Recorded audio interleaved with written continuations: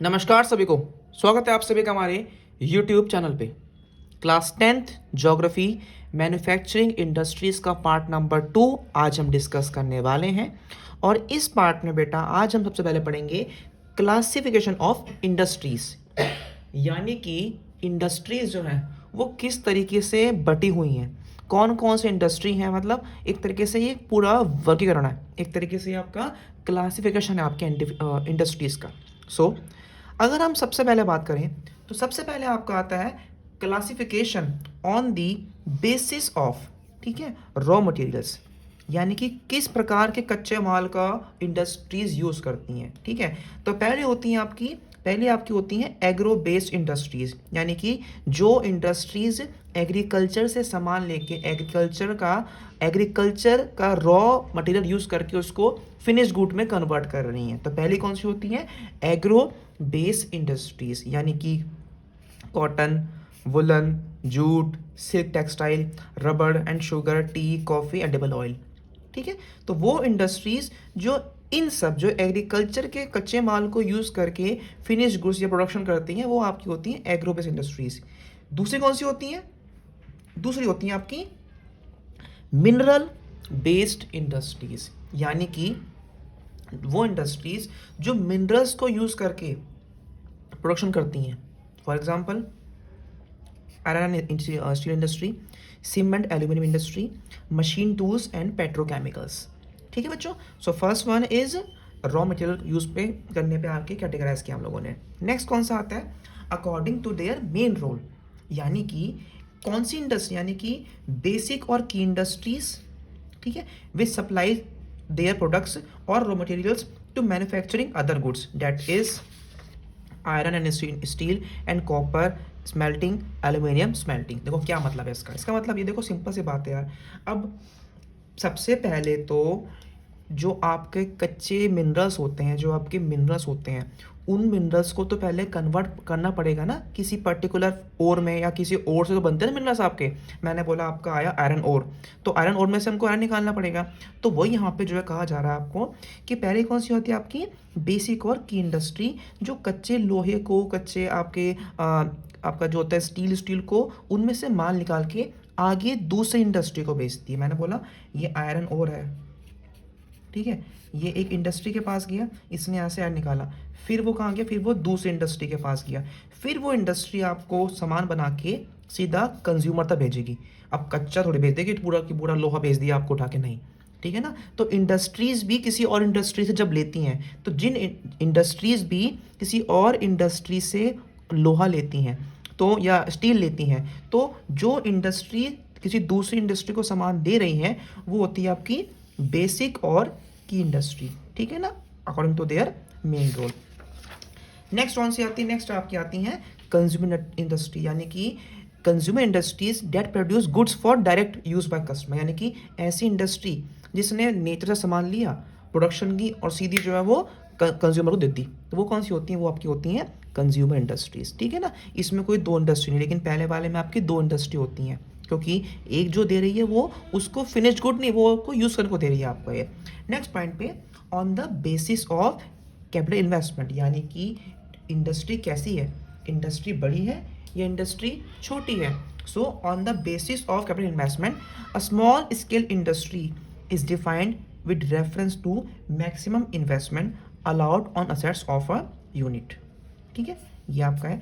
This limit change over a period of time, at present the maximum investment allowed is ₹1 crore. ठीक है ना, ये small, इस मतलब जो इंडस्ट्री, ठीक है ना, हद से हद 1 करोड़ का इस्तेमाल करती है अपने सेटअप में, अपने प्रोडक्शन में, अपने एसेट्स के ऊपर, वो कहलाती है आपकी स्मॉल स्केल इंडस्ट्री। जो इंडस्ट्री सिर्फ 1 करोड़ तक का, हद से हद 1 करोड़ का इस्तेमाल कर रही है, वो आपकी होती है स्मॉल स्केल इंडस्ट्री। नेक्स्ट, ठीक है बच्चों, नेक्स्ट बेटा हमारा आता है on the basis of ownership. क्या था बच्चा आपका? On the basis of ownership, यानी कि इंडस्ट्री का मालिक कौन है, इंडस्ट्री का जो है आपका वो मालिक कौन है। तो क्या बोलेंगे? पहले आपका आता है पब्लिक सेक्टर, ठीक है, owned and operated by government. भाई जिन इंडस्ट्रीज़ को गवर्नमेंट चलाती है वो पब्लिक सेक्टर में आती है। जिन इंडस्ट्रीज़ को, ठीक है ना, या तो कोई चला रहा है इंडिविजुअल या चला रहे हैं ग्रुप ऑफ इंडिविजुअल्स, वो किस में आते हैं, वो आपके आते हैं प्राइवेट सेक्टर में, ठीक है ना। इसका एग्जांपल आपका हो गया भेल सेल, इसका हो गया आपका TISCO, Bajaj auto limited and Dabur industries. Next, joint sector industries which are jointly run by the state and individual, मतलब दोनों मिलकर चला रहे हैं आपका ये, यहाँ पे गवर्नमेंट भी है, यहाँ पे इंडिविजुअल भी आपका है। नेक्स्ट पॉइंट पे फॉर एग्जांपल आपका ऑयल हो गया, आपका ऑयल इंडिया लिमिटेड हो गया, is a jointly owned by public and private sector, जहाँ पे दो लोग चला रहे हैं मिलकर आपको ये। नेक्स्ट पॉइंट आपका इसमें आता है कोऑपरेटिव सेक्टर इंडस्ट्रीज, यानी कि these are owned and operated by the producers और सप्लायर्स ऑफ रॉ मटेरियल्स, जो प्रोड्यूसर्स हैं, जो सप्लायर्स हैं किसके, रॉ मटेरियल्स के, वो चलाते हैं ऐसी इंडस्ट्रीज़ को। वर्कर्स और both they pool in the resources and share the profit, ठीक है ना, ये सब मिलके जोड़ते हैं पैसा और फिर अपने शेयर को ये बांट लेते हैं, लॉस को भी और प्रॉफिट को भी। Such as the sugar industry in the Maharashtra and the coir industry in the Kerala. Next हमारा आता है based on bulk and weight, यानी कि इंडस्ट्री बल्क के वेट के हिसाब कैसी है, छोटी है बड़ी है। सो हैवी इंडस्ट्री कौन सी होती है, जो इस्तेमाल करती हैं आपका आयरन और स्टील को, और लाइट कौन सी होती है, light industries that use raw materials like and आपका इलेक्ट्रिकल इंडस्ट्रीज, ठीक है ना, produce light goods such as the electrical industries. ये आपकी दो तरह की आपकी होती हैं, ठीक है। सो ये जो हम लोगों ने बच्चों पढ़ा अब तक, ये था बेटा हमारा क्लासिफिकेशन। क्लासिफिकेशन समझते हो, मतलब छोटी इंडस्ट्री कैसी, इंडस्ट्री बड़ी है या इंडस्ट्री आपकी छोटी है आपकी। अब हम लोग पढ़ने वाले हैं थोड़ा सा, मतलब ब्रीफ में पढ़ने वाले हैं हम लोग, ठीक है। सो हम लोगों ने इन इंडस्ट्रीज को जो है वो डिवाइड कर रखा है, किसमें डिवाइड कर रखा है, एक तो एग्रो बेस्ड में यानी कि एग्रीकल्चर वाले माल में, और एक मिनरल बेस्ड इंडस्ट्रीज में। तो सबसे पहले हम लोग बात कर रहे हैं एग्रो बेस्ड इंडस्ट्रीज की। एग्रो मतलब समझ में आ रहा होगा आपको, एग्रीकल्चर बेस्ड इंडस्ट्रीज के पहले हम लोग बात कर रहे हैं। So industries that are based on agriculture raw materials belong this category. For example cotton industry, jute, silk, woollen textiles, sugar and edible oil etcetera, ठीक है। सो जो इंडस्ट्रीज कच्चे माल कहाँ से लेती हैं, सीधा एग्रीकल्चर से पकड़ रही हैं, उन्हें क्या बोलते हैं, उन्हें लोग बोलते हैं एग्रीकल्चरल इंडस्ट्री। सबसे पहला जो इसमें आता है वो क्या आता है, वो आपका आता है textile industry. This industry contributes significantly to industry production. Textile industry जो है आपकी वो बहुत तेजी से आपकी आगे बढ़ती हुई एक इंडस्ट्री है। It is the only industry in the country that is self reliant and complete in the value chain, ठीक है। ये खुद पे डिपेंड रहते हैं, मतलब ये सेल्फ रिलायंट है, इसके फीचर क्या है, ये सेल्फ रिलायंट है आपको ये, that is from raw material to the highest value added products, everything is done in India. इस इंडस्ट्री में सब कुछ हम लोग इंडिया में ही करते हैं, प्रोडक्शन भी आपका, इसका जो भी कच्चा माल आ रहा है, हम किसी बाहर कंट्री पे जो है वो आपका डिपेंड ही नहीं है इस चीज़ के लिए। ये का आपका चार्ट दिया गया, देखो जैसे कि फाइबर प्रोडक्शन हो रही है, उससे कच्चे फाइबर हो रहा है, उससे स्पिनिंग से यार्न निकल रहा है, वीविंग करके हम लोग फैब्रिक बना रहे हैं, फिर डाइंग और फिनिशिंग करके हम लोग गारमेंट्स बना रहे हैं, फिर मैन्युफैक्चर हो रही है, मतलब इस तरीके से इसकी चेन घूमती है, ठीक है ना। तो हम लोग किसी दूसरी कंट्री पे डिपेंड ही नहीं है। तो टेक्सटाइल इंडस्ट्री जो है एक बहुत सही इंडस्ट्री जो इंडिया में खुद पे सेल्फ रिलायंट है आपका ही, ठीक है। नेक्स्ट हमारी कौन सी आती है, नेक्स्ट हमारी आती है cotton textile industry. In Asian India cotton textile were produce with hand spinning and weaving in handlooms. पहले हमारे हथकरघा सुना होगा आप लोगों ने, जो हाथ चलने वाली मशीनें थी, उसकी बात थी ये। The first textile mill was set up in Mumbai. कहाँ सेटअप हुई थी आपकी, मुंबई में सेटअप हुई थी आपकी कब, 1854 में। By which the handlooms were replaced by power looms. जो हैंडलूम्स थे वो पावर लूम्स पे रिप्लेस हो गए थे आपके। This industry is mainly located in Maharashtra, Gujarat and Tamil Nadu. Map के पॉइंट ऑफ व्यू से बेटा ये बहुत ज़रूरी है, आपको ये पता होना चाहिए कि कॉटन टेक्सटाइल इंडस्ट्री आपको कहाँ मिलेगी, तो Maharashtra, Gujarat and Tamil Nadu. Khadi handlooms produce large scale employment to weavers and support cottage industries. Cotton goods and exported to Japan. हमारा सामान जो है ये जापान जाता है, USA, UK, Russia, France, east European countries, Nepal, Singapore, Sri Lanka and several African countries also. India has significantly increase in production of goods quality long staple cotton. Bharat ने अपनी quality को काफ़ी इंक्रीज कर लिया। आप सभी जान, जैसे हमारी कंट्री ग्रोथ कर रही है वैसे वैसे हमारी इंडिया भी जो है वो ग्रोथ कर रही है। अब इस इंडस्ट्री के लिए चैलेंज क्या है, चुनौतियाँ क्या है? तो इस इंडस्ट्री की बात करें, this industry faces challenges in the form of outdated machinery. अब जो मशीनें इस्तेमाल होती हैं इस इंडस्ट्री में वो अब हो चुकी हैं पुरानी, ठीक है। पावर सप्लाई है नहीं, क्योंकि कभी चलती है मशीन कभी रुक जाती है। Competition from synthetic fibres and low output of labour, ठीक है भाई। अब इनको कंपटीशन मिल रहा है इन सिंथेटिक फाइबर से, प्लस ये जो लेबर लगाते हैं उसमें आउटपुट इतना नहीं है। दूसरा, exporting of yarn does not provides as much income as exporting of fabrics. अब भाई जितना पैसा मिलता है फैब्रिक से उतना पैसा यार्न से नहीं मिलता है।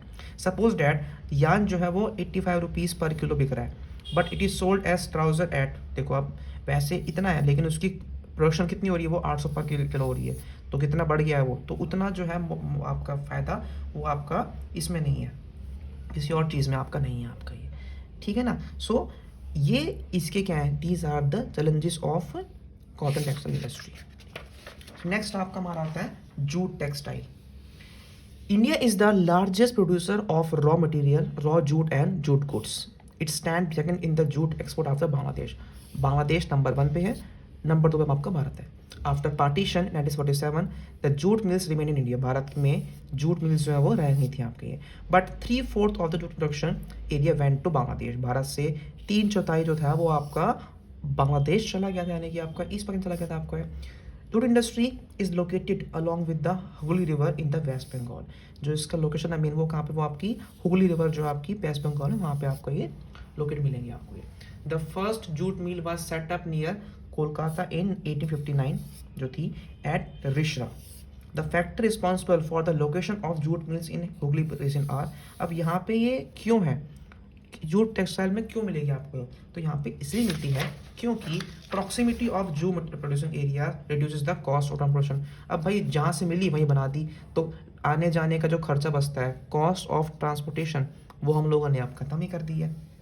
नेक्स्ट पॉइंट पे, inexpensive water transport and network of railways roadways to facilitate movement of raw material to the mills, ठीक है ना। अब भाई देखो जो मतलब चीपेस्ट रेट्स में हमारा हो रहा है, ठीक है ना, हम लोग आपका रेलवेज के थ्रू हम उसके थ्रू हम लोग कर रहे हैं, ज़्यादा हमें दिक्कत नहीं हो रही है आपकी ये। अब यहाँ पे पानी बहुत मिलेगा आपको ये, and near by reverse for processing through jaw jute, ठीक है, रिवर्स भी हैं और यहाँ पे पानी सप्लाई भी है अच्छी खासी। लेबर कैसी है, लेबर यहाँ पे आपकी चीप होती है क्योंकि यहाँ पे आपका Orissa, Bihar, UP, Bengal adjoining areas हैं। तो ये सब क्या है, सब आपका एक प्लस पॉइंट है आप सबके लिए जो आपको काफ़ी हेल्पफुल रहता है आपका ये। नेक्स्ट पॉइंट पे, Kolkata is a large urban centre which provides banking, insurance and port facilities for export of jute goods from Hooghly. अब यहाँ पे कोलकाता जो है एक अर्बन सेंटर है जहाँ पे आपके पास बैंकिंग भी है, इंश्योरेंस भी है, तो ये सब प्लस पॉइंट है जिसकी वजह से काफ़ी मतलब फ़ायदा होता है आपका किसको, इस इंडस्ट्री को। लेकिन जो चैलेंज है वो इस चीज़ के लिए भी है। चैलेंज क्या है, challenges face by the industry includes less demand and stiff competition. इसकी डिमांड बहुत कम है लेकिन जितनी डिमांड है उसमें कंपटीशन भी बहुत अच्छा खासा है।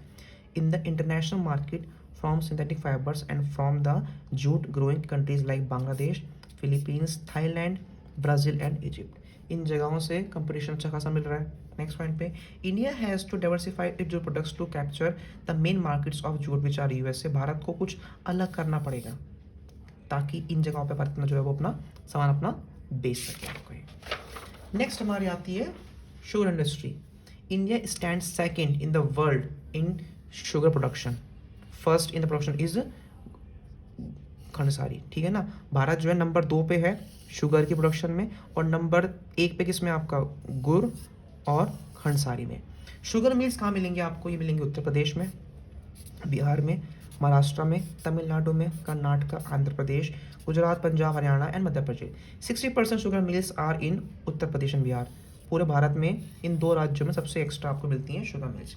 इन recent years there is tendency for the mills to concentrate in the southern and western states, specially in Maharashtra, ठीक है। This is because the cane produced here has a higher sucrose content and cooler climate also ensures a longer crushing season. Next, इस industry के लिए challenges क्या है, मतलब क्या परेशानी है। दूसरी देखो बात ये, एक तो गन्ना जो आता है वो आपका आता है सीजनल, ठीक है ना, ये तो यानी कि पूरे 12 महीने आता है। Old and inefficient methods of production, ठीक है, तरीके पुराने ही हमारे पास में। ट्रांसपोर्ट डिले करता है, ताकि उससे क्या होता है, केन फैक्ट्री तक पहुँच ही नहीं पाता है, ठीक है। The need to maximise the use of by products like bagasse, the raw material is bulky making in transportation difficult. अब जो ये कच्चा माल है, गन्ना तो बड़ा होता है, छोटा तो होता नहीं कि पहुंच जाए, ठीक है, तो इसको करना पड़ता है, इसको मतलब काफ़ी मुश्किल होती है आपको ये। सो ये बेटा हम लोगों ने अब तो जो पढ़ ली है, क्या थी आपकी एग्रो बेस्ड इंडस्ट्रीज थी। अगली वीडियो में हम लोग पढ़ेंगे मिनरल बेस्ड इंडस्ट्रीज।